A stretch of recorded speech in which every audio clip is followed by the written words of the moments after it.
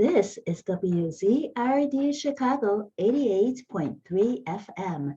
And we have with us at WZRD, Michael Frank, CEO of Earwig Music Company, which is a record label, Earwig. And evidently, you chose that name because why don't you give us the story, Michael? Why did you choose that name? I think you're still muted. You're still muted. Helps. It's okay. Here I am. I'm usually not at a loss for words like that. That's okay. It's early this morning, so thank you so much for joining us. Thank you for having me on. I was playing around with the idea of something to do with an ear and the music, and I had no idea. I wanted something with the word ear in it, a logo, and my stepsister had seen a night gallery show. Remember a science fiction, Rod Serling, one of his TV shows. It was called The Worm. And I had not seen it, but it involved Lawrence Harvey, and he was a real evil guy, and that was in the tropics, and he got an earwig in his ear somehow. And it went through and laid eggs. He survived, but he was going mad as a result of that. So when my sister told me that story, I said, well, wait a minute. I want the music that I put out to have that impact on people. I want it to get in their brain and hold on and just kind of drive them crazy with passion about the music. So there's a little different twist on the story on Night Gallery, but I liked it, so I had a designer come up with an earwig, a dancing earwig with hands and feet on it, and that's how I got my logo. And the name of the label, Earwig Music. Yes, it's beautiful. Actually we love it, and I think I might have seen that episode too. I enjoyed that episode. Can't really remember the ending, but I'm sure it's not good. But yours. So when in the garden you see earwigs under things, Yes. like it dark and damp. So and occasionally I've had them in my house, and so I carry them back out, let them live. Yes. Some people are just grossed out by them, but I protect them. Right, of course you would, and then I do too, because they're actually harmless. They would pinch at you, but they won't break the skin. It hurts, but they're very, very harmless. And well, the blues will do that. It'll pinch you too. Yes, absolutely. Well, why don't you start a little bit at the beginning? What was it that inspired you to love music so much? How did you develop your taste? Well, my parents were music lovers, but they were into Dixieland jazz and Broadway show tunes, and my mother was into classical music. Her mother was a classical pianist, and so I was hearing music, and being taken to the Pittsburgh Symphony, one of the best in the world, as a kid. But I was also listening to radio, starting really young, probably, before I was even in school. That was the age of doo-wop and rockabilly. I'm talking about in the 50s. And,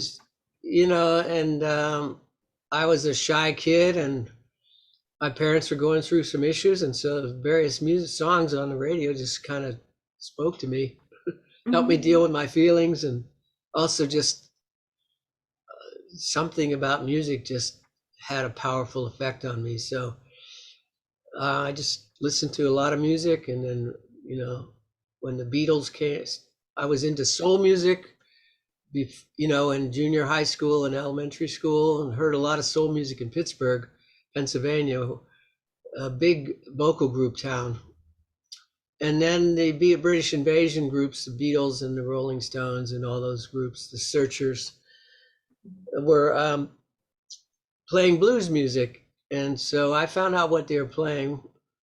I read the first lightweight paperback of the Rolling Stones story, and probably around 65, somewhere in there. And so I started buying blues records. I wanted to hear I didn't want to, I liked their interpretation, but I wanted to hear the originators of the music. So I just started buying records, 45s and then LPs. The first records I got that were bluesy were Chuck Berry's greatest hits and Bo Diddley's greatest hits on Checker LPs. And I just went off the deep end at that point. And every time I had a little money, I would buy blues records. And read, then blues magazines. I found out about Living Blues and blues, British blues magazines and Paul Oliver and other blues books.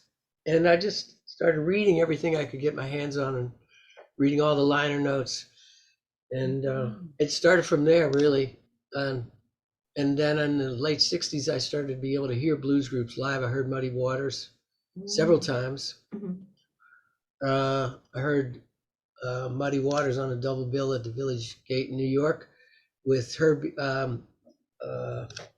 Lou Rawls during his Tobacco Road period. I heard Nina Simone, so I just got really, I just went on a binge and it hasn't stopped, and from there I knew I wanted to move to a blues town where there were a lot of blues musicians and blues mainly in the Black community at that point. So I narrowed it down and finally went to Chicago, came to Chicago, and ended up staying here. I've been here 50 years now. And, started looking for a job with a degree in sociology and social relations, and that took a while. But I was out in the blues bars every night for months and started to, live my dream of getting to know these folks and hearing them up close and personal. So that was in 1972. But actually I'd driven 800 miles when I was a junior in college over Thanksgiving weekend in a Volkswagen bus, which had lousy heat in a blizzard, to go out for a blues weekend in Chicago. And I heard Mighty Joe Young the first night. That was the second night. I went to the famous Teresa's Tavern on the south side of Chicago, Junior Wells hangout on Thanksgiving night. I heard Junior Wells and Buddy Guy and whoever else, Sammy Lawhorn, all these big names in blues that I knew about. And then the next night on the north side in the white community was Mighty Joe Young, who I knew from his Delmark records, as I knew Junior Wells from his Delmark records. And then the Saturday night was on the west side in the Black community, Lonnie Brooks. So this is way before Alligator Records had recorded Lonnie Brooks. Alligator Records was just starting. Bruce I had met on the day after Thanksgiving on that trip in 1970, when he was working at the Jazz Record Mart for Bob Kester. And he was recording Hound Dog Taylor at that time. And so I knew I was coming back after I got out of school, and I did. So later on, started working for Bob Kester part-time in his record store, just like Bruce Iglauer had, and Jerry Del Giudice at Blind Pig had worked there. Charlie Musselwhite used to be a janitor there. Wow. Big Joe Williams used to live in the basement when he was in town. So I met Honeyboy Edwards and Blind Jim Brewer, two Delta. Jim Brewer was from further down he wasn't from the Delta, but he was from Mississippi. He was a Maxwell Street's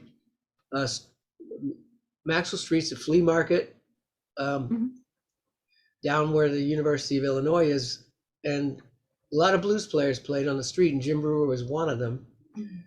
But he and Honeyboy Edwards, who was from the Mississippi Delta but living in Chicago, were playing at Biddy Mulligan's up on Howard and Sheridan at that time in 1972 in like November. And I went being thrilled because, you know, they had no albums out. They had tracks on albums. So I saw that they were going to be there, and I met them. You know, because blues people are very approachable. You know, they're very down to earth, and generally, if you show that you really love their music and appreciate them, then they're very open. And so I started to get to know Honeyboy Edwards and Jim Brewer and started visiting them at their house, their apartments. Jim lived on the west side, Honeyboy lived on the south side, and became friends with them, and little by little started getting them jobs because I want to hear them play more. So I figured, well, in order to be able to do that, then maybe I need to help them get more work and help them get to jobs some of the time. So I did that.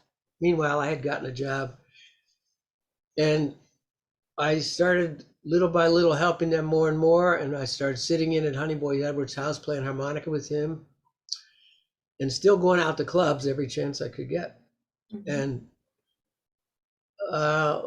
over the next couple of years, I started the Honeyboy Edwards Blues Band because Honeyboy was playing by himself and couldn't get gigs in the blues clubs. Why not? Why not? Because they didn't hire solo artists back then. Oh. You know, everybody's playing in a band. Jim Brewer was playing folk clubs if he was playing clubs at all. He wasn't playing blues clubs. And so little by little, I just helped them and started doing more with them. And then I went down to Mississippi in 1975 on a spring break. And I wanted to meet more musicians. And I wanted to meet Frank Frost and his band, Big Jack Johnson and Sam Carr, because I was a harmonica player and I knew who's Frank's reputation. But his first album was out of print. I could not find it. So I had even more reason I wanted to meet him in person. And I found him in Lula, Mississippi, 18 miles north of Clarksdale, 75 miles south of Memphis. And it's like, and I met Sam Carr the same night, his drummer and band leader, in a Roadhouse bar that I stopped in at Friday night to ask for directions and ask if anybody knew Frank Frost. And so the barmaid that I asked, she said, "Oh, he's right there, playing pool." Wow.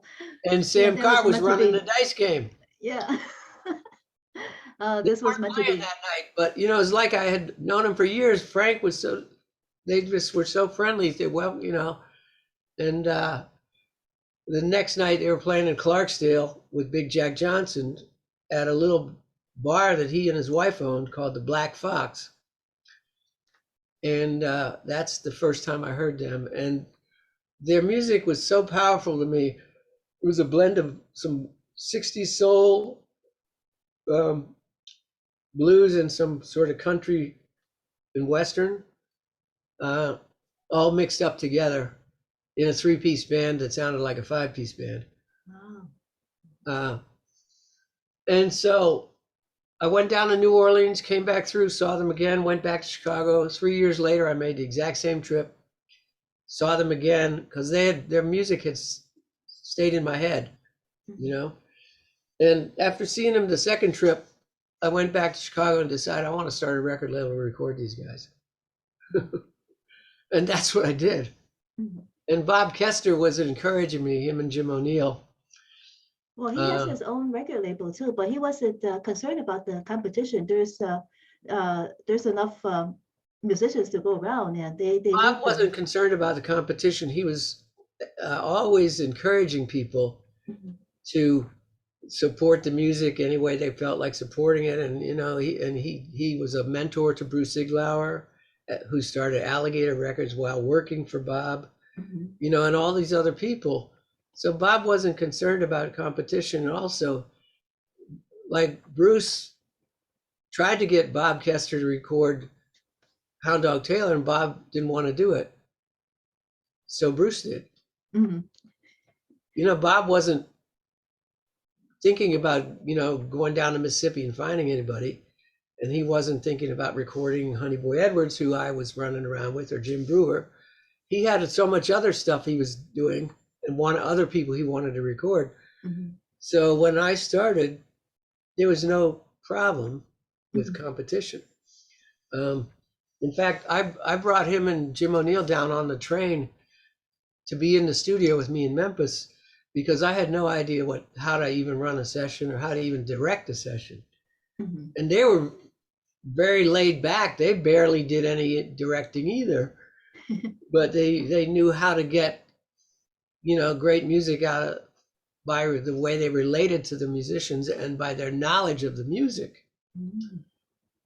And so, and by the respect they held for the musicians. So So that was my model as to how to approach musicians. what about the acoustics for the recording? Did you find a studio, or what happened? Or was Did I it just find a like, studio? yes?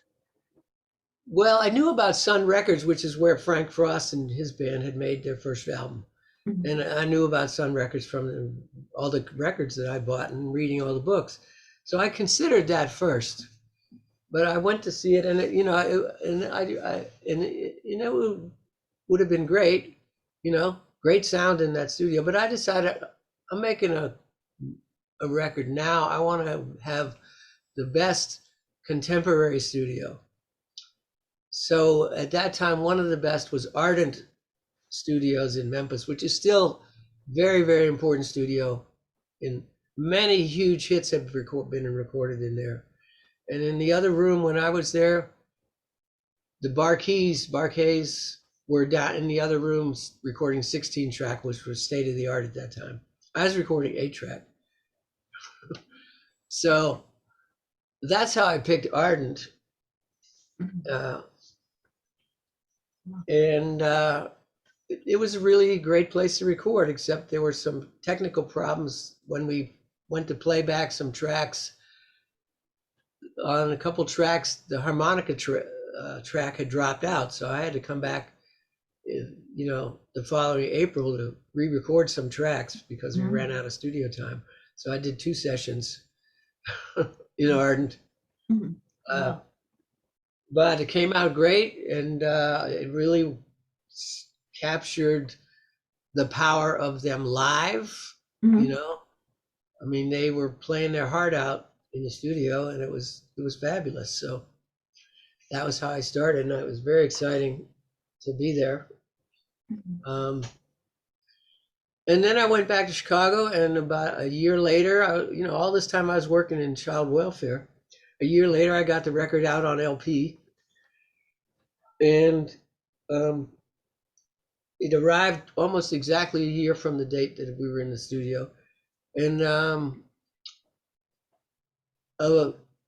a policeman who was booking blues concerts in the Netherlands had read in Living Blues that this record was coming out. He got a hold of me, and I booked the Jelly Roll Kings, which was this band on the record, in the Netherlands for this big festival the same weekend the record came out. Wow. So we all went, and I booked Honeyboy on that same festival, Honeyboy Edwards, who by that time I was managing him. And had actually started an album with him and Sunnyland Slim, the second album in my catalog. I had started recording that by the time we went to the Netherlands. And that opened up a whole other world of the music business for me and for the Jelly Roll Kings. They had not been to Europe. Honeyboy was only the second time. And Lazy Lester's flight missed his flight. He was on Friday night, so the Jelly Roll Kings ended up playing Friday night in his place, and then again Saturday night, and Lester got there Saturday and did his show. But out of the whole festival, it turned out that Frank Frost and the Jelly Roll Kings were the hit of the whole festival. Absolutely the entire festival. So that enabled us to go back to Europe again multiple times before they've moved on to other things, and I went back with Honeyboy multiple times, and we toured all over Europe, and they toured all over Europe. So it all started from that first trip to Mississippi, and my moving to Chicago as a blues fan. Well, well, you remind me a lot of my friend who is passionate about history, and it seems that you became passionate in blues history and blues music. Indeed, I am. And I still am. Yes. 50 years later. That aspect of social justice in blues music appeal to you, and what did you do about that? Well, my parents were very liberal in a lot of ways and supported, various causes, and supported, loved jazz. They didn't know much about blues, but when they heard it, they loved it. And but in reading, as I got into high school, I became much more aware of what was going on in the country politically, and all the death of Martin Luther King and the death of John Kennedy, and all the feelings in the Black community about being oppressed. And I was aware of it, quite aware of it. And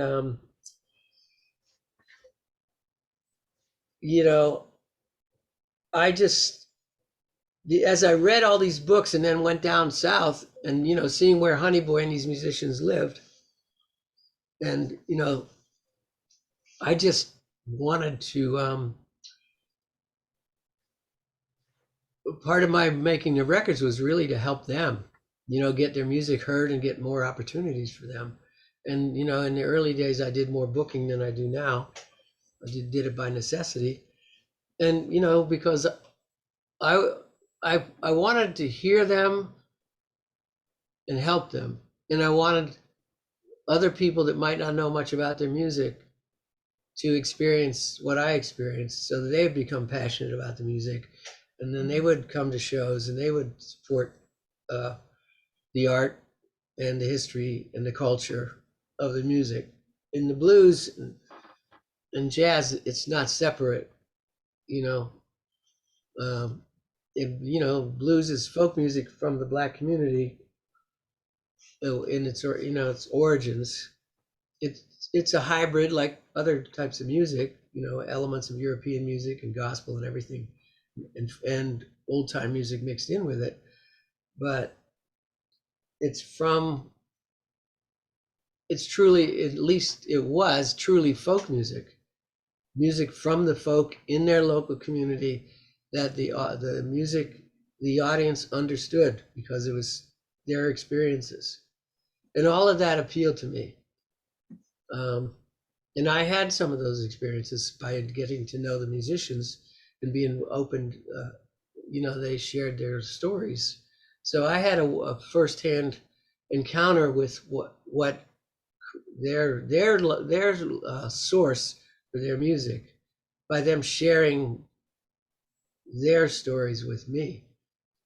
And that was really not what a lot of other people outside the blues world who love the music don't get a chance to experience that. I did. Did you record some oral histories with a lot of these artists as well? Well, I worked on Honeyboy Edwards' life story. He had been telling me stories for years and years and years about his time in the South. So had Sunnyland Slim and Floyd Jones and Kansas City Red and Frank Frost, Big Jack Johnson, all the guys that I knew in the early days in Chicago and in Mississippi. So around 1988, Honeyboy and I started talking about his life story, and that we should do a book about his life. And so then I booked Sunnyland Slim, Honeyboy Edwards, Frank, Floyd Jones, and drummer Kansas City Red on the King Biscuit Blues Festival. in Helen, Arkansas in 1988. And that was the first time they had been back to Mississippi and played in Mississippi in many, many, many years. And so a friend of mine, well, he was a friend of mine at the time, Paul Chen, who you might have known. Paul was a filmmaker. He approached me about videotaping that trip. Okay, and Honeyboy and the other guys agreed that we could. So on that trip, we started documenting their stories, especially Honeyboys and Floyd Jones and Honeyboy and Kansas City Red. And that was the origin of that, and the conversation with Honeyboy about that we should do a book together was the beginning of recordings that ended up in his book, which took until 1996, with hours and hundreds and hundreds of hours of conversations with him in Chicago and on tour and in Mississippi, which ended up being The World Don't Owe Me Nothing, The Life and Times of David Honeyboy Edwards. Well, I don't have the book down here to show you, but and it became acknowledged as one of the most important books on blues from the musician's first-person account of any blues book. The Blues Foundation gave it a Keeping the Blues Alive Award in Literature, and also placed the book the year after that award in the Blues Hall of Fame as a book, which is, so that just tells you how powerful his story was. And I was able to do that with my partners in the book, and it is available online, and many copies. He signed lots and lots of copies, and there are a few online that people can get. And it's a first-person account of his life and times, not just his life in the blues, but what his life was like with his family, and what life was like living on a plantation, what it was like living in the 1930s and 40s in Mississippi. So yeah, I'm very interested in the history. More recent times, Lynn Orman and I produced a documentary. She produced a concert from Earwig Music's 30th anniversary in 2009. It was at Evanston Space during the Chicago Blues Festival weekend. And I brought up from Mississippi Big Jack Johnson and his band at the time to play on our show, and I had all these other earwig artists from Chicago on the show, and we decided we were going to produce a video. So we shot the whole show and interviewed a lot of the musicians on it. Willie Big Eye Smith, his son Kenny Smith, Aaron Burton, Big Jack Johnson, John Primer's on it.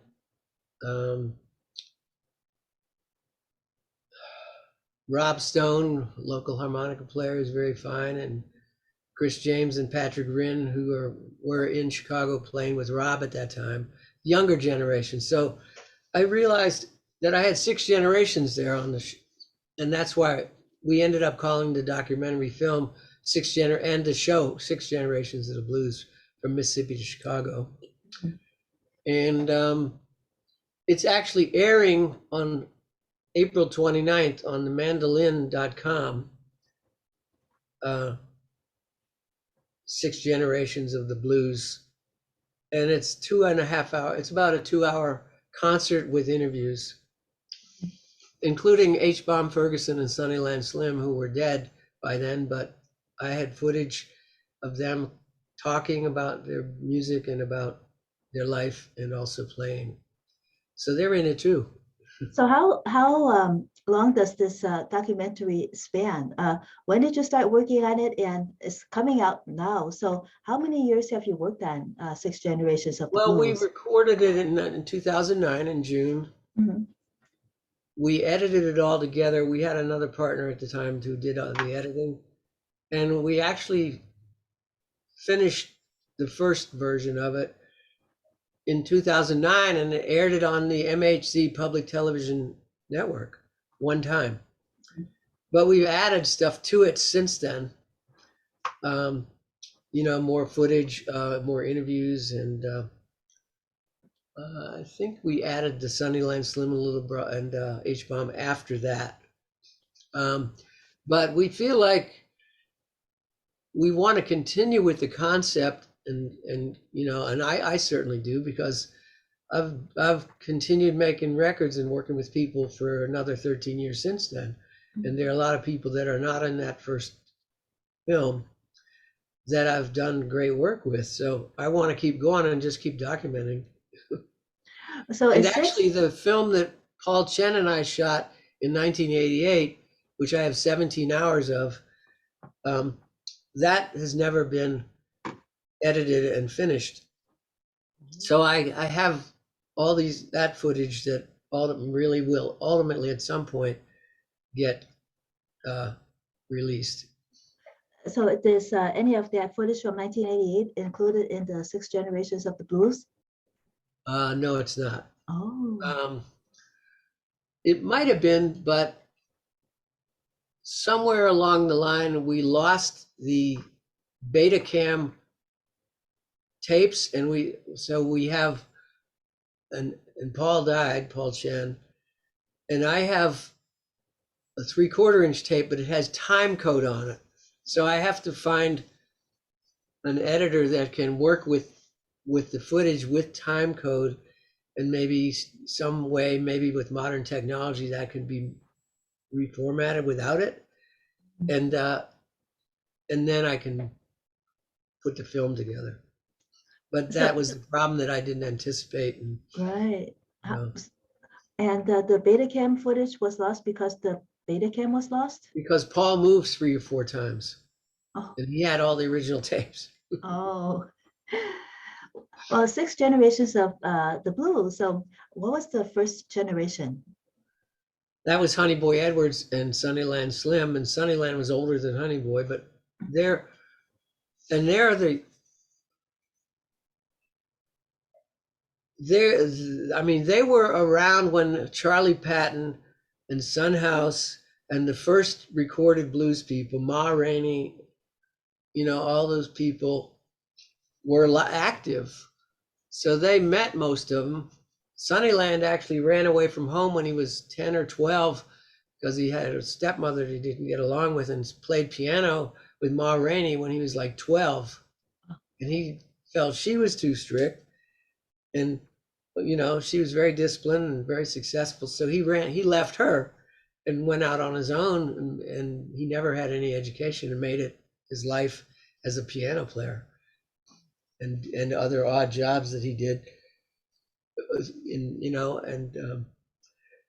So Honeyboy Edwards and Sunnyland were the first generation. There's another musician, Dennis Binder, who was from Louisville, Mississippi, who recorded in the 1951 for Sun Records with Ike Turner, who was a talent scout for Sun Records back then.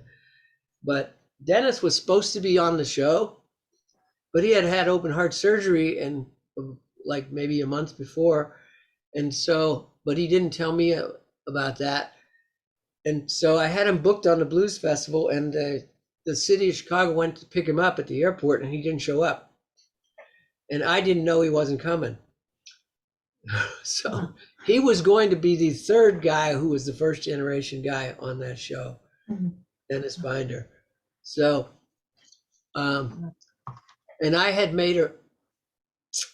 recorded him in 2007, made his first whole album under his own name in 2007. At the same time, I was So he was a new artist on my label,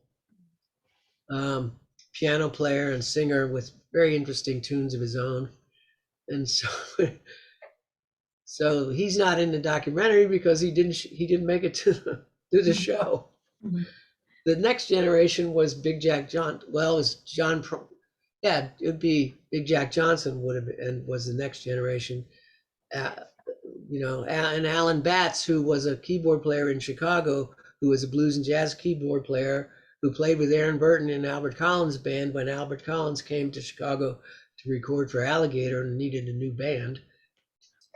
When you separate the generations, do you separate them by the kind of music that they produced, or do you separate them by years?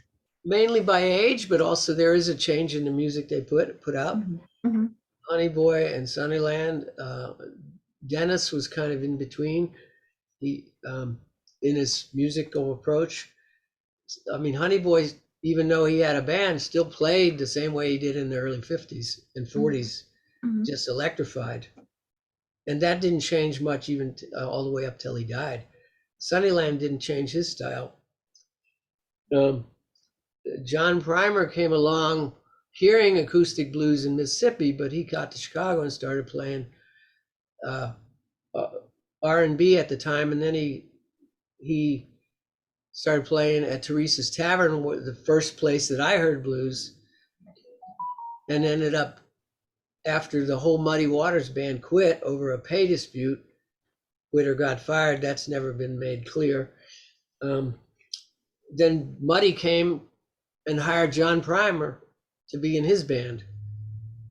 He came down to Teresa's and found John Primer and hired him to be in his band. So John had that tradition of playing Muddy's material, you know, starting out as a kind of a R&B 60s soul artist.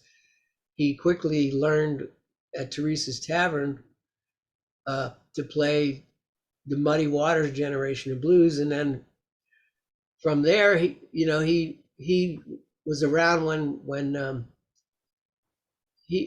Magic Sam was still alive when John was starting to play blues, and so was Otis Rush and Buddy Guy and all those guys. So, John heard all the stuff that the Ender later it added into his repertoire. So he was the second generation, really the third generation that I was talking about, but he was steeped in the first and second generation music because he was around all those guys. So, and he still sounds, I recorded him in 1992 making his first US album, and he was really great then, and he's just even greater now. But so the six generations concept was really age, and also the music evolved over those years. Like the younger white guys that are on my show, which is Chris James, Patrick Green, Rob Stone, Bob Corritor, they all grew up listening to the black blues artists and knowing them firsthand. And Chris was in San Diego learning from Tomcat Courtney, who I knew about because he had an album from the late 60s that I had. And, then Patrick Grin, who was a bass player with Chris and Rob, he was in Cincinnati, Toledo, learning from the older black musicians in Toledo, So every one of the musicians on the show learned from the generations before them how to play the music in that older style and how to play it at a high level. So even regardless of their generation, they were able to play with the older guys. Obviously, they got better and better the more they did that. And then they started making their own music. So that's the natural progression of how music develops sonically, and but all of them kept their lyrics in the tradition of the older style, even when they were writing their own stuff. Is there a seventh generation developing now?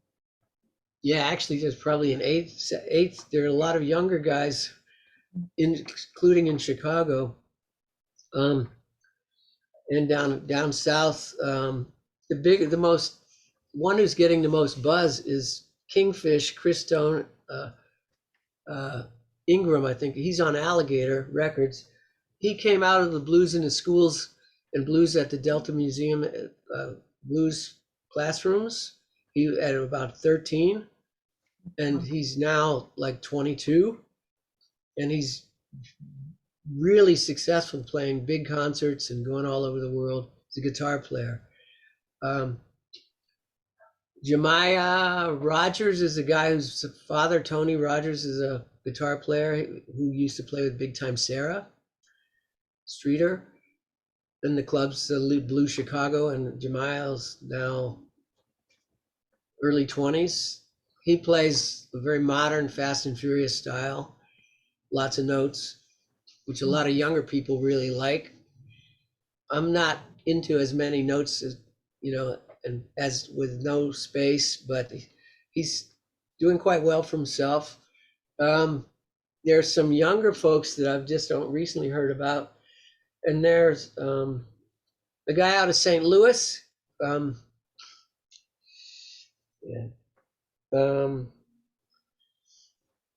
having a senior moment, folks. At 72, I can't remember the musician's name. It'll come to me in a minute. No problem. Studied under Henry Townsend. So they're scattered around all over the place, and they're younger. There are a lot of white kids that got into the blues over the last 40, 50 years too that are quite good, and a lot of them are actually touring all over the world too. So as these names come back to me, I'll bring them back up. But there are a whole bunch. Joey Say is a guy, I think, from around Chicago, Saye. He's going to be on the Chicago Blues Festival, I think, this year. So there are a bunch of them. Buddy Guy took a couple of them under his wing and mentored them and got help. He helped Kingfish, for example. So each generation builds on the one before them and throws their own stuff into it. But there are a few guys that are playing in the older traditions, staying acoustic for the most part, and playing the really old songs, which is great to see. Like you said, Honeyboy Edwards, he really didn't change his style that much, right? Over the years, he still played pretty much. No. Yes. Well, you also play the harmonica, so how did that come to be? When I was about 12 or 13, I was listening to Bob Dylan and the Beatles and the Rolling Stones and I liked the sound of the harmonica. So on back in those days when they also had Ed Sullivan's Show and Steve Allen's show, The Tonight Show, and bands like the Harmonicats, Johnny Palaio, these were guys playing show tunes and stuff, but they had like 4 or 5 guys playing different harmonicas, and they would be on these variety shows. So that's probably where I first heard the harmonica. Then I heard, John Lennon playing and Bob Dylan and Mick Jagger and so I just got a harmonica and started trying to play it. I could hear music. I could hear the notes and figure out where they were on the instrument. And then a little later in the 60s, a harmonica player from Minneapolis, Tony Little Son Glover, who was in a group called Kerner, Ray, and Glover. These are white folkies that got into the blues during the early 60s. And Tony was a harmonica player. He wrote a harmonica book, which is a lot of us started out with that book because he showed the different positions on the harmonica the 4 basic positions and how you could play different things, same song in the same key on different positions. And that was the beginning of me trying to learn my way around the harmonica, other than just hearing the notes and then picking up and trying to blow it. And as I learned about the blues, then of course I would try to play everything that I would hear on those blues records. Little Walter, Big Walter, Sonny Boy Williamson. By the time I got out of college, I had a couple thousand blues albums, very well known and very obscure blues musicians of every generation and every style. And so I would just try to play it. And I had the ear that I could play something in time and in tune just by picking it up. Wow. So that's how I got into it. I wanted to be in a band when I was 13, but I was really shy, and so I never got into one. And I actually at one point wanted to play the saxophone, but I never did that. But when I got to Chicago, then I started going down to the South Side and sitting in at clubs. Before I even met Honeyboy, I was going down to 40th in Indiana to a place called Turner's Lounge, where a guy named Johnny Embry was playing. His record's now on Delmark. And I would sit in there, and play a few numbers. I wasn't any good, but they would let me sit in, and I somehow got over being shy enough to get up there and play with them. Mm. And then after I met Honeyboy, I just started going and playing with him at his house. But you never got yourself recorded. It was just more of a pastime when you played the harmonica with them? He would, on Sundays, especially Saturdays and Sundays, he would just play at his house and for the neighbors. Oh. And I just started doing that with him. Mm. He invited me to come do it, and I just started doing that and did that a lot. Wow. And that's really out of that started the Honeyboy Edwards Blues Band, because the other guys that ended up in the band would come down there too. So, but I just kept playing, and when I was free from my jobs, would go out and play shows with Honeyboy. And that's how it started. And he's pretty much the only guy that I ever actually played with. Wow. It's more, it was kind of a relaxation for you then. You enjoyed it, and then we had a lot of, we had a lot of good times down there, and ended up, forming a band and playing gigs out of that. So, and making records. So, but I'm only on one of his records, which is the last one, Roman and Ramblin', because it was a concept album. I wanted to recreate all the harmonica duets that he had played over the years with Little Walter and Big Walter and Sonny Boy Williamson and Carrie Bell. They all played with Honeyboy in duets and small groups. So I wanted to recreate that on record. Mm-hmm. And since I had been playing with Honeyboy a lot, I decided, okay, well, I guess I can put myself on one record with him.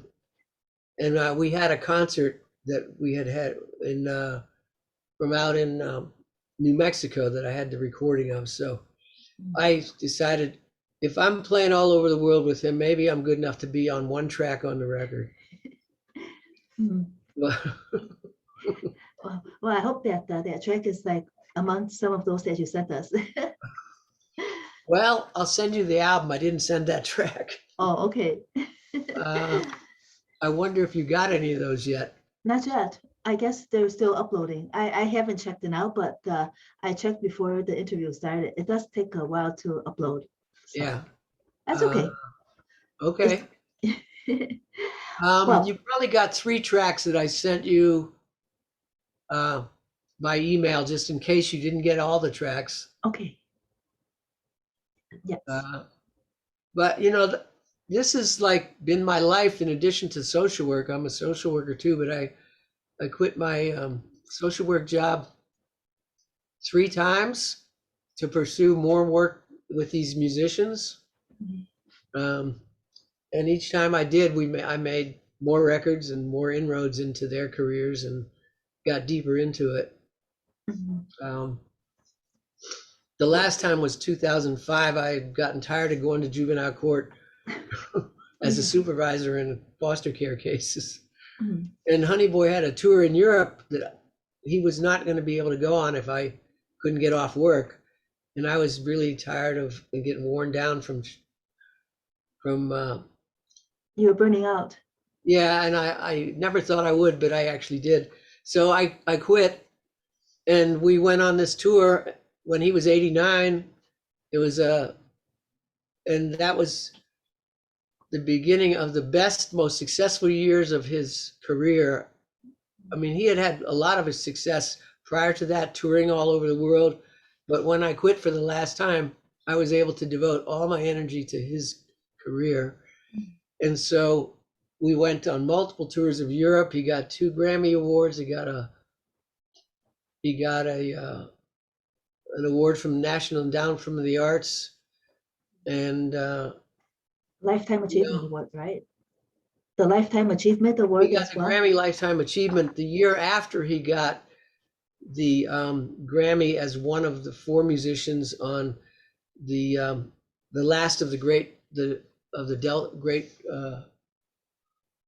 Mississippi Delta blues musicians. I forget the name of it, but that was a one-off record produced by these guys, a father and son in Dallas, Texas, who were doing blues in the schools, and they wanted to bring these old guys to Dallas and do a concert, and so they did twice.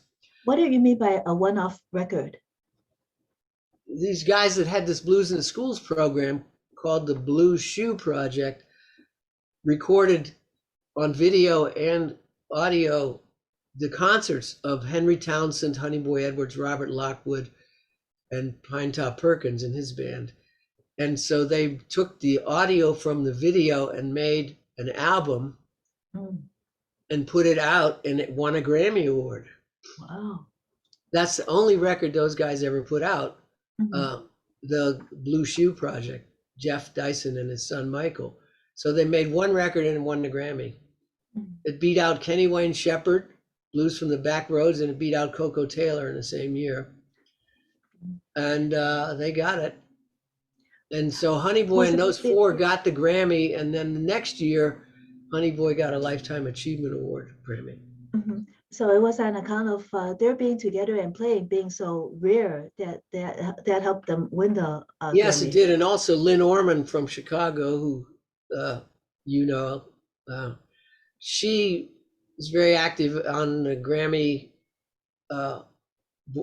board here in Chicago. And also she just had connections nationally. And so she loved the old guys. And so she helped lobby for him to get the Lifetime Grammy. Yeah. I know she played a role in it. Yeah. But I actually introduced Lynn to blues. Got her, she was into all kinds of other stuff. She didn't know much about blues, but when we met in the late 80s, she started learning about blues and all these folks that I was running around with, and she got as deep into it as I am. It started back then when I was doing storytelling records. Wow. It seems as if part of what I did was African American folk tales. Yeah. So that was more of folk tales rather than music. It was more of a it was all connected because I had a traveling blues show with Andy Cohen, another artist on my label, that we took up to the Vancouver and Winnipeg folk festivals in 1984. And at that folk festival, there was a storyteller named Jackie Torrance, who was from North Carolina, and she was just starting to get known outside of North Carolina, but had no label, and she loved the blues. So she read about us in the program, and she heard us on stage, and then she came looking for me at this festival. And then she invited me to come hear her telling stories at this festival. African American folk tales and what's called jack tales, which are Appalachian folk tales, both in the white and the black tradition.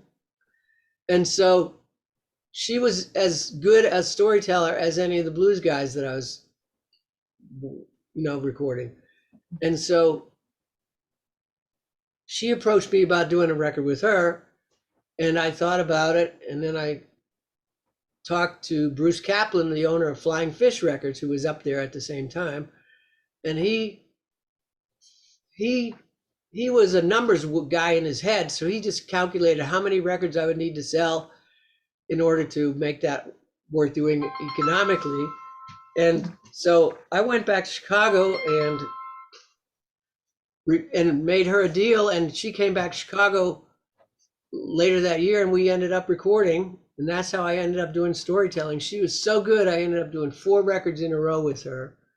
And then I realized, well, I had sort of gotten a little bit off, path, and I wanted to record Big Jack Johnson by himself.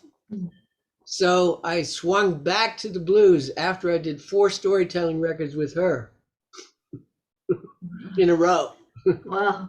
How long of a period was that? Those 4 records, a year? Those storytelling records were from 1985 to 1989. 4 years. Yeah. And then I ended up going back to the blues, but through her, I met another storyteller, 2 other storytellers, one of whom, Bobby Norfolk, was in St. Louis. I ended up doing 3 recordings with him, one of which is Harlem Renaissance poetry and storytelling. And I ended up recording Laura Sims, who's a Jewish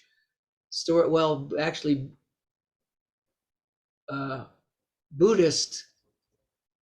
Buddhism is her religion, but she's Jewish, and she does global folktales, folktales from all over the world. I ended up doing a record with her, but I met her through Jackie Torrance also. Wow.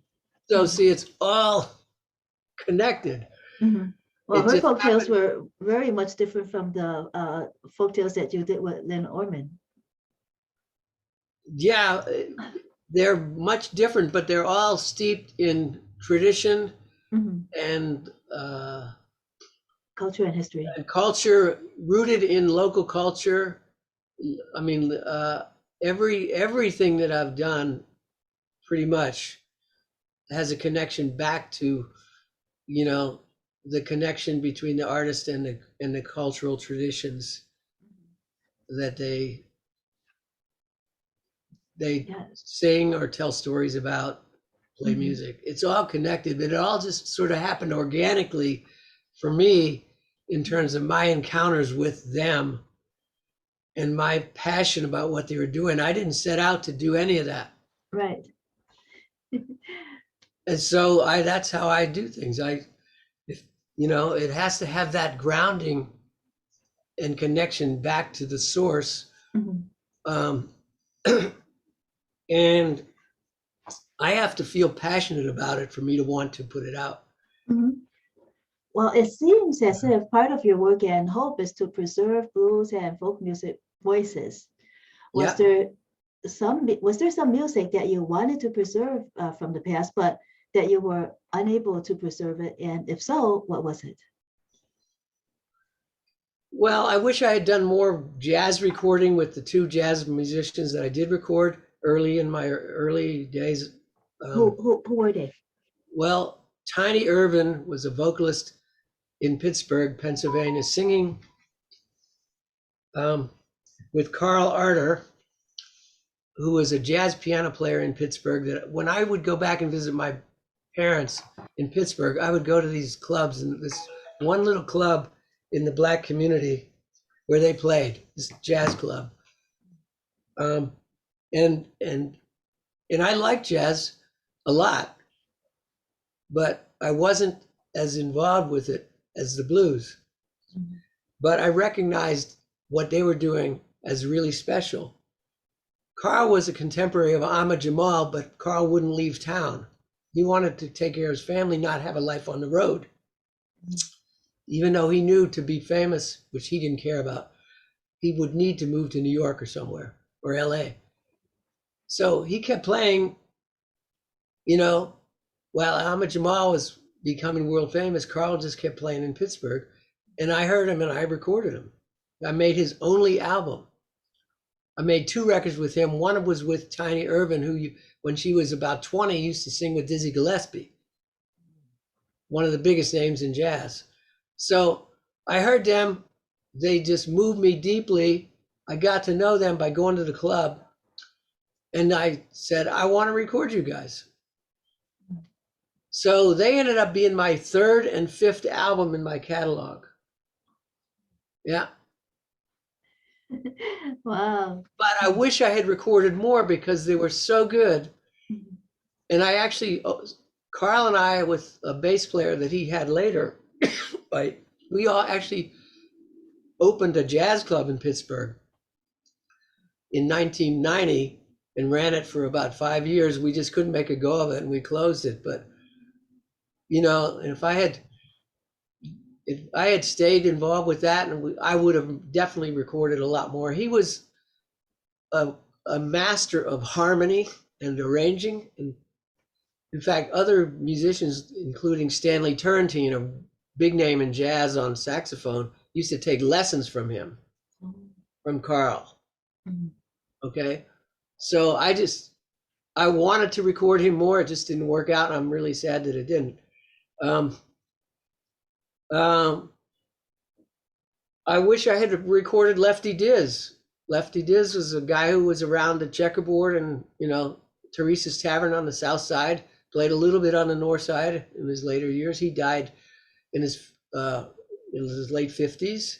He was known as a flashy guitar player who did a lot of holding the guitar with one hand, and, you know, he was very much of a showman. But he when he was young, he was around Memphis Minnie, you know, one of the greatest blues guitar players ever on it, you know, and one of the few women guitar players who was a great lead player. And so Lefty only made a couple of records, and I wish I had made one with him. I had an opportunity to record.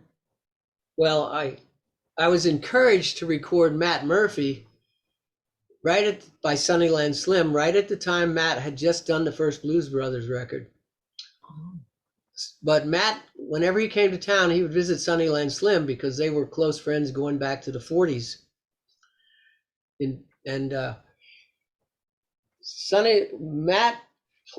Sunnyland was playing this tiny little bar on East 61st Street on the south side of Chicago, and he told me Matt was going to be playing with him that weekend and I should come out. And I did. And Matt was fabulous playing with Sunnyland, and Sunnyland said, you should record him. Well, Matt wanted like $6,000 or $7,000. I knew I couldn't afford it. At least I felt like it, you know. So I didn't. And then of course he went on with the Blues Brothers and toured with them and became world famous with the Blues Brothers. He wasn't a singer, so that had something to do with it too, you know, but mainly I just thought it was over my head, you know. I also had an opportunity at one point to record Wayne Bennett, who was one of Bobby Blue Bland's guitar players on Bobby's greatest records. Wayne also didn't sing.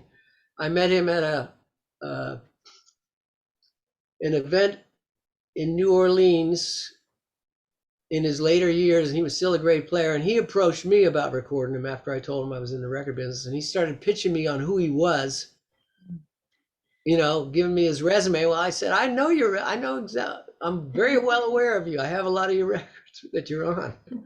But he wanted 6,000, I think. Maybe it was 4,000, I don't know. And that felt like really heavy for me. I would have had to borrow the money. And I knew that he didn't sing, so I might get a great record that might not sell because it was all instrumental. So I regret that I didn't record those two guys, because it would have been historic for me to have them. And it would have been great music, whether it was vocal or not. You know, and if I had approached Matt about doing a record with Sunnyland, maybe I could have done it, you know. So yeah, I regret those. I wish I had had another opportunity to record Johnny Yard Dog Jones, who was from Arkansas, but was living in Detroit and was getting a reputation around Detroit when I heard about him. And I ended up bringing him to Chicago, putting him with Kenny Smith on drums on one of the early records that Kenny Smith was on. And Detroit Jr. on piano, Johnny B. Moore, who everybody, guitar player around town that everybody thought was one of the best. And Johnny Yard Dog Jones, a great harmonica player, songwriter, singer, and guitar player. And he did all of that on the record that I did. And it got a Living Blues Critics poll and the contemporary best debut album or whatever the category was at the Blues Awards back then. So he got it was called a Handy Award then. And he got that for that record. And what year was that? Johnny Yard Dog Jones, Ain't Gonna Worry. He was not well known at the time. I got him a young booking agent who was not experienced, but Johnny really was reluctant to start out with low-paying gigs, which everybody has to do, pretty much. Even though he had won that award, he was an unknown.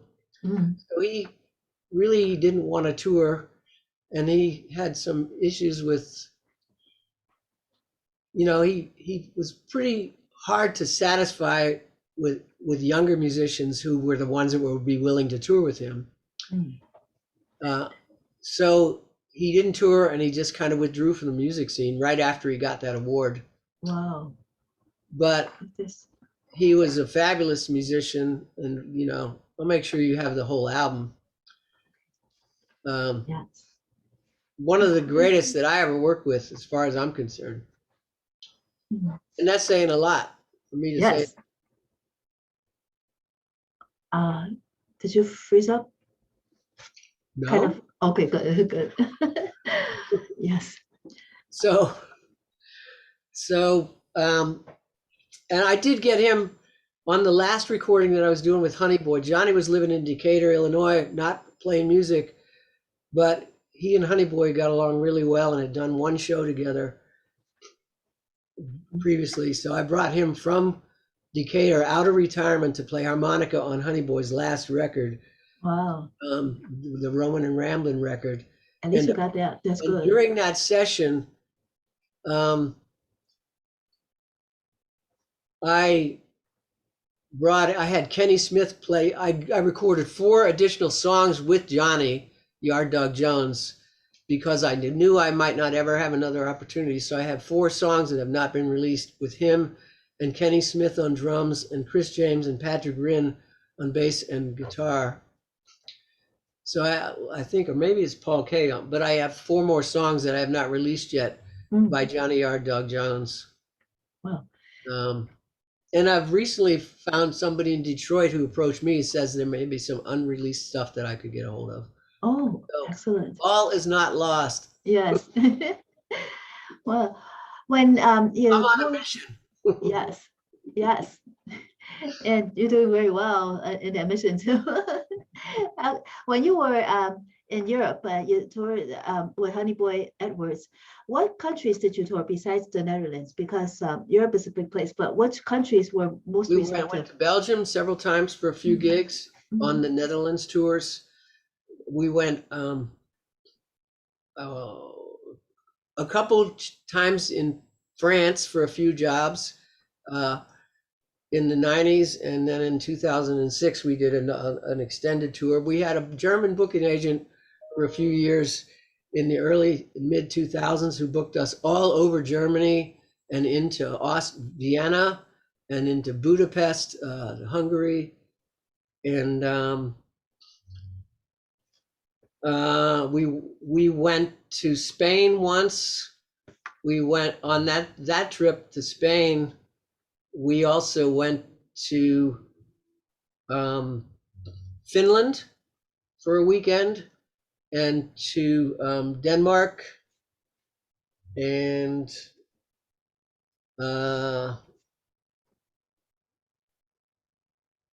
Norway. So that was all one trip. And then Another time we went down to Argentina for about 4 shows in 1993 with Jimmy Rogers and his band.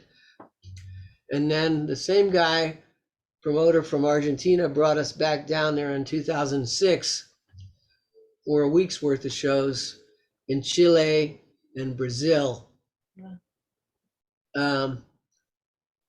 And then one time we went to Serbia for 2 shows, in addition to 2 shows in the Netherlands. The shows in the Netherlands could afford the airfare, and the guys in Serbia could afford to fly us from the Netherlands to Serbia. They couldn't afford to fly us over on their own, but since we were already in the Netherlands, they could get us, and we played these little clubs in Serbia. Had a beautiful time. Mm-hmm. Yeah. Any recordings of those gigs? In Norway, during the Notodden Blues Festival, which is a fabulous festival. Anybody out there, if you want to go to one blues festival in Europe, go to that one. It's in August in Notodden, Norway. They wanted to record Honeyboy, so we went in the studio there and he recorded some tracks in Notodden, Norway. On the other, there might be some bootleg recordings from the other tours. Honeyboy was very tough about letting anybody record him unless he got a session fee. Mm-hmm. And this was before the cell phone days where everybody recorded. But from some of the shows in the US where there was radio stations recording the festival, or we did a couple shows in recording studios that had concert series. I do have those, but I don't have recordings from Europe. Mm-hmm. Yeah. I'm sure there are a couple of other countries I might be forgetting, but. So you never went to Canada. Africa then? We were in Canada a whole lot. Canada. Mm-hmm. And in fact, on one of the tours with Honeyboy, Honeyboy had gone to Canada around 2003 to play a festival on his own. And the festival, there was a blues guitar player, a young Canadian guy in his 30s who loved to play all the old stuff. And he found out Honeyboy was going to be there, and he volunteered to drive Honeyboy around. Mm-hmm. So he became the chauffeur for Honeyboy during that festival. And then he started, this guy's name is Les Copeland. And Les wanted to bring Honeyboy up to Canada and do book tours for him on his own so he could play with him, just like, And so he started doing that because Honeyboy told me how good he was and how much he liked him. And so that was the start of us going to Canada more often, to British Columbia and Alberta, and doing tours with Les Copeland. And he would be the opening act and play second guitar with Honeyboy, and I'd play harmonica. I ended up doing 3 records with Les, and I'm going to be doing a 4th because he's such a great player of not only old-time acoustic blues like Honeyboy played, but also folk. He's a fabulous jazz guitar player, and he has really interesting songs of his own. And so my approach with him has been to get the best of his repertoire, whether it's blues, whether it's something else, because he's such a fine player that I want the deepest essence of what he has to say. Then that's my approach with anybody. Mm-hmm. And so I'm going to do the next record I do with Les might very well be a jazz record. Mm-hmm. Because he's just that good and that exciting to listen to. Because when you mentioned that you're trying to find the deepest essence of your artist, it reminds me of an interview that we had with jazz photographer Michael Jackson. That's what he aims for with his subjects. Yeah. Mm-hmm. And when I'm listening to a show, out live, I'm listening for those moments during the show when whatever somebody played feels like, to me, that was the deepest part of them at that time. I might hear a note, I might hear a phrase, I might hear a certain song done a certain way. When I experience it, I know that they're really going deep in that moment because I can feel it. What are they doing? Are they expressing something very important from their soul? Right. I I have something about the way I sense and experience music. I I have it's really, really powerful for me. And when I hear those moments coming from that deep inside of somebody, I know that that's where it's coming from. Mhm. Yes, And and it makes it even more powerful experience. right. Yeah. And when you record, you can't evoke that. It has to happen on its own. It's So harder to evoke it in the studio. yes. You hope you you can get, I've gotten great performances, Mhm. really great performances. But like with Big Jack Johnson, I was always trying on the next recording to get the the the biggest peak that I'd heard him live.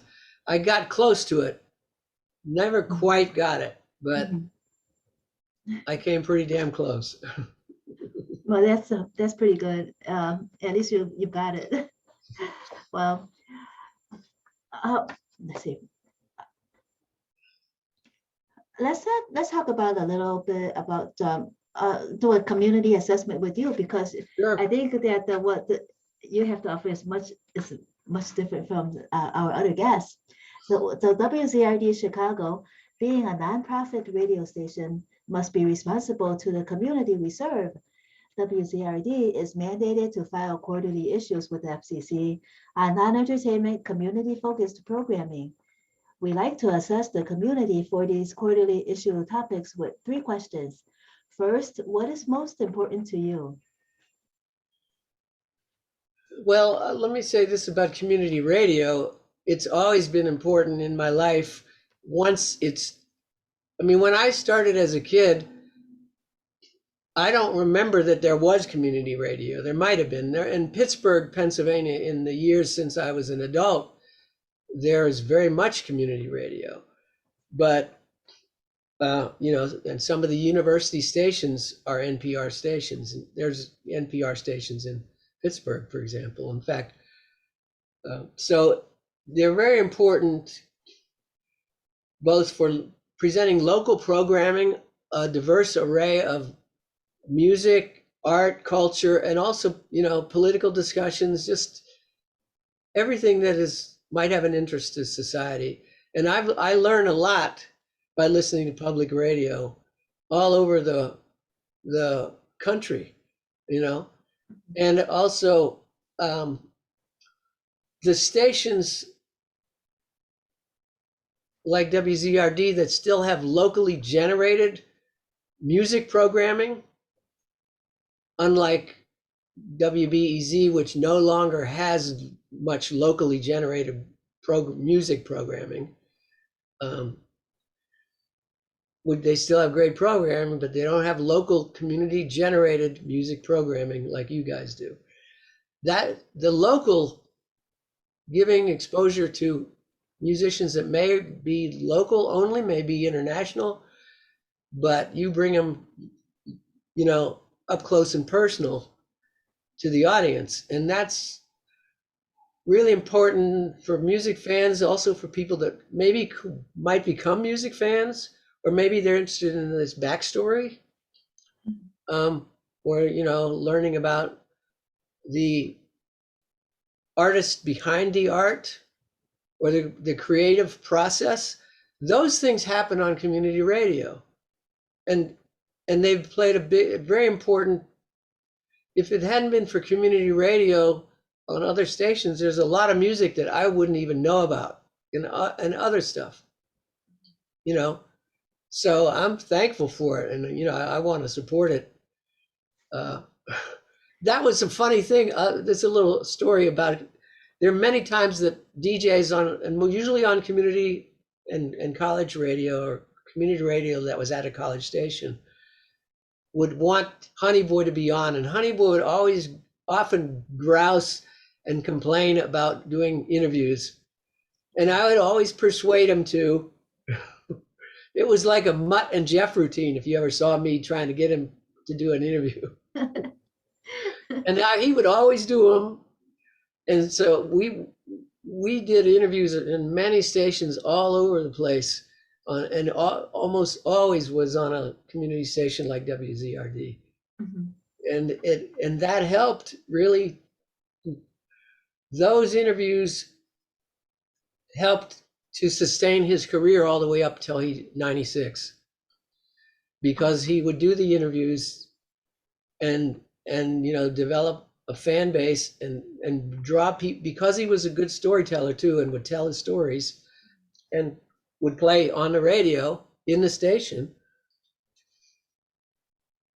People would come out to see him and get to know him, because we always stayed around after the shows to talk to the audience. Mhm. And so that really helped expand not only appreciation of Delta blues and of him and his history, but it was very expansive in the reach that it created, and helped me and him, and it helped the audience to really experience a Delta bluesman up close and personal. So it's really special, the connection that we have with public radio. And I wish he were here right now to be on your show, and you will have some music of him. Oh, awesome. Yes. But so yeah, I just think the world of community-based public radio, and the DJs that take their time to do the shows. Yes. Well, you want to preserve the voice. You're trying to bring showcase their voices and preserve them. So this is a really, really good way to do that, because Absolutely. It's an audience that is open to, for instance, WZRD is freeform. So we're interested in all genres, but because you're bringing out the history, that's what we care about too, very much. Yeah. So I'd like to say something else about, I'm still on the mission to help. I realized as the older guys I worked with died off, that I also wanted to help younger musicians, whether they're from the African American community or not. And so some of the records I released between 2010 and recent years were younger generation folks, not mainly, but who are students of the music and the history and the culture, but are from the white community. And also, I released a world music record by a group out of Evanston, Utah, and the High Dukes, who they're doing Balkan music, Scandinavian music, klezmer music, Roma, also known as gypsy music, a little bit of traditional swing jazz, but they're self-motivated and deep dive studies of the music and the culture too. And so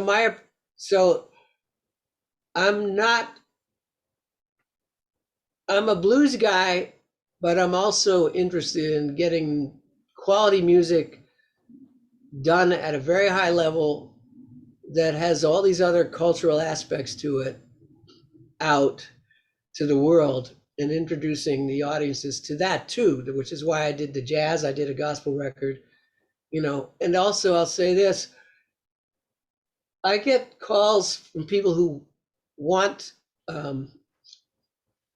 input and consultation about their music, and I'm open to that. So it may, sometimes it's to pitch me to put it out, and sometimes it's not a good fit. Often it's not a good fit, but I still feel like that's another contribution that I can make to, if I have some knowledge or contact or information or guidance that I can offer somebody on their project, I'll offer it. They just have to get a hold of me, and I'll give them some help.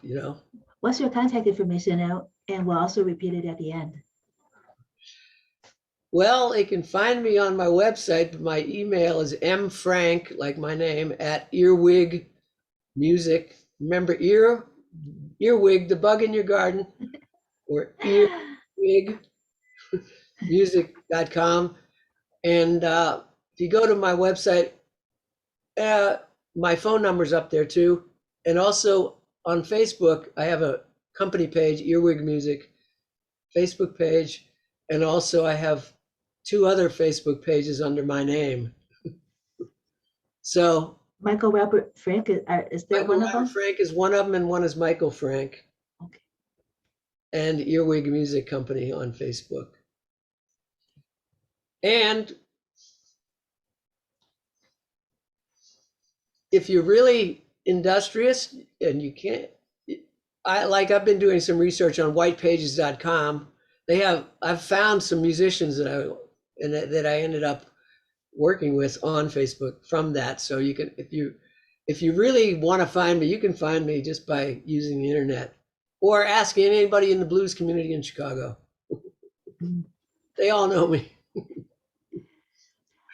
You mentioned that you toured Europe, you toured in South America, and you toured in Canada, but so far not yet in Africa, right? I've been to Africa but not playing music. I did but that my trips overseas before I moved to Chicago were very important to me in my worldview and how I feel about music. Mm-hmm. So as a junior in college, I did a summer field trip to Niger, West Africa, and heard griot music. And and James Brown everywhere, because James Brown was huge and they loved him all over Africa. So everywhere I went, people were playing James Brown on the loudspeakers. And I was in a town for like a month, and the group I was with, which was all Americans and a few Canadians, we were going to do invite some local folks in and do an entertainment for them. And so I got up by myself, even though I was shy, and I sung Motherless Child by myself to this group of African people in Niger, West Africa. Yeah. But the music I heard, the African music, it's different for every region. I might very easily do an African record if I heard the right group. And I also was in South Korea the year before that on another student exchange. I heard, but at that time, that was 1968. That was in all the pop music was all over the world. So I was hearing a lot of pop music in Korean tea houses. But that was also at the same time that I was really deep into buying and collecting blues records. So it all music was everywhere for me.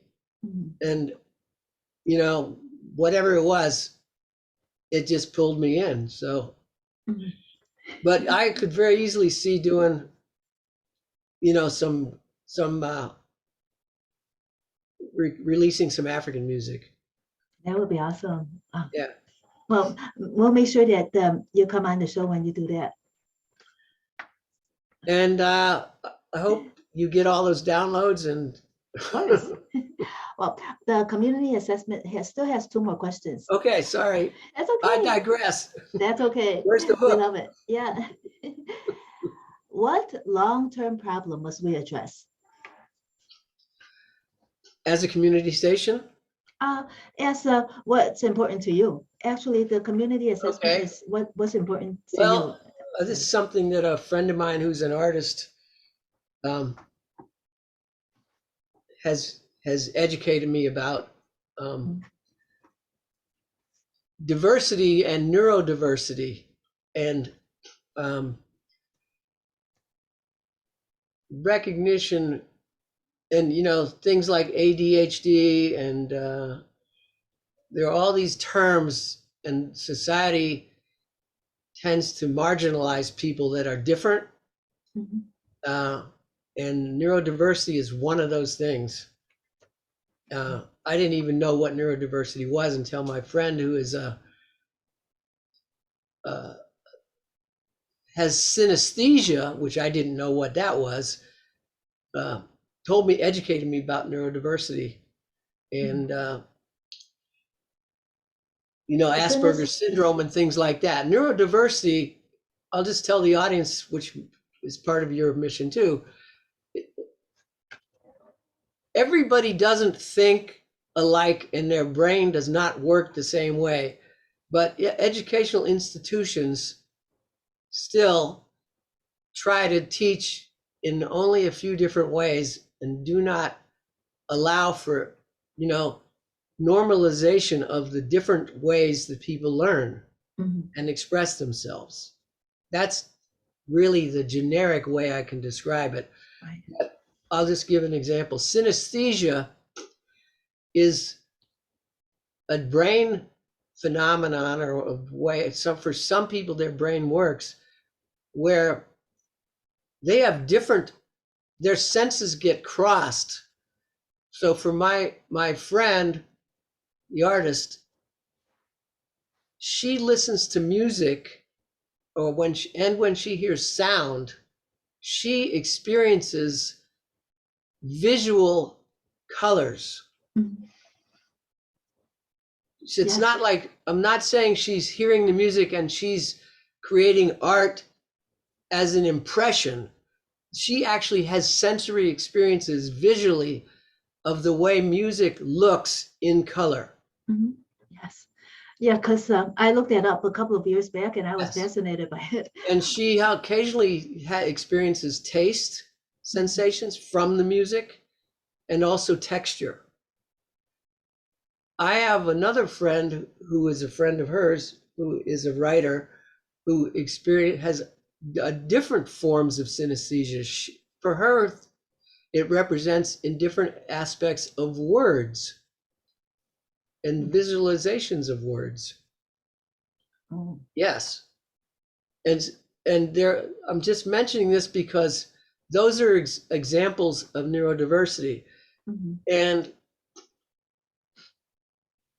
I want society all over the world to learn more about neurodiversity and the talents that people have, regardless of their condition in life, both, and that people have, regardless of how their brain works or how their behavior is or what senses or sights they have or do not have, they have something to contribute. And I want society to increasingly acknowledge and embrace that, so that everybody can have meaning, not only to themselves, but for the rest of society. And the society will be much better for it.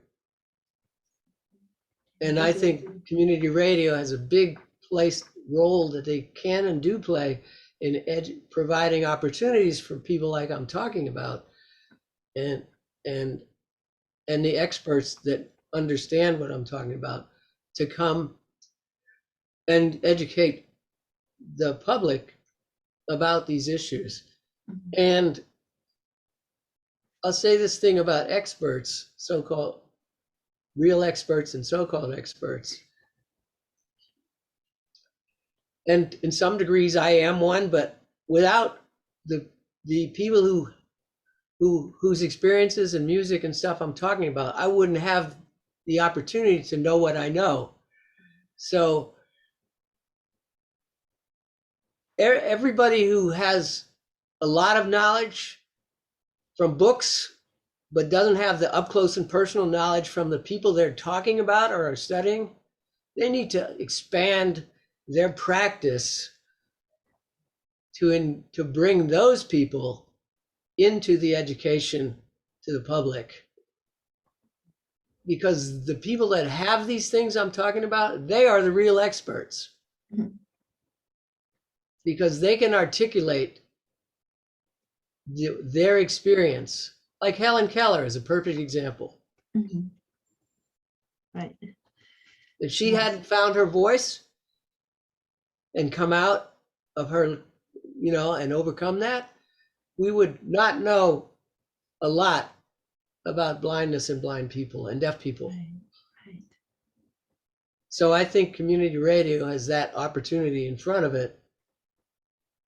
Mhm. So that I Very hope much that's so. an answer to your question. It's a very beautiful answer, and it ties so perfectly with what you love to do. Yeah. This is WZRD Chicago 88.3 FM, and we are interviewing Michael Frank, CEO of Earwig Music Company. Also, Michael, the third question for our community assessment is, what problem must be resolved now? Well, I think I partly answered that in my last answer, but my answer was so expansive that I don't know that it can be resolved now, but um, I would say this is pretty simple, but maybe maybe as a DJ on this show, talk, maybe do a show or the part of your show enlightening the audience how people get on community radio to, like how did you get your show? I know that at Northwestern on their station, there are a lot of people that are record collectors that didn't go to Northwestern, but Northwestern functions a lot of ways like a community station in some parts of their programming too. So how does somebody who has something that they want to present to the community take the steps towards being able to do that, Okay. so that you could have more diversity over time in your programming? And I'm not saying your programming isn't diverse and it's community based, but so that somebody who might have that dream or idea that they want to contribute, so they know how they can go about that, whether it's at WZRD or somewhere else. Exactly. Yeah, Yeah.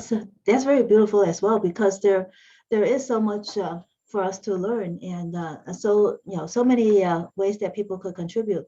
We might not have enough hours in the day for shifts, but we could try our best. We do have Well, open shifts. well, like for example, I'll just give you an example myself.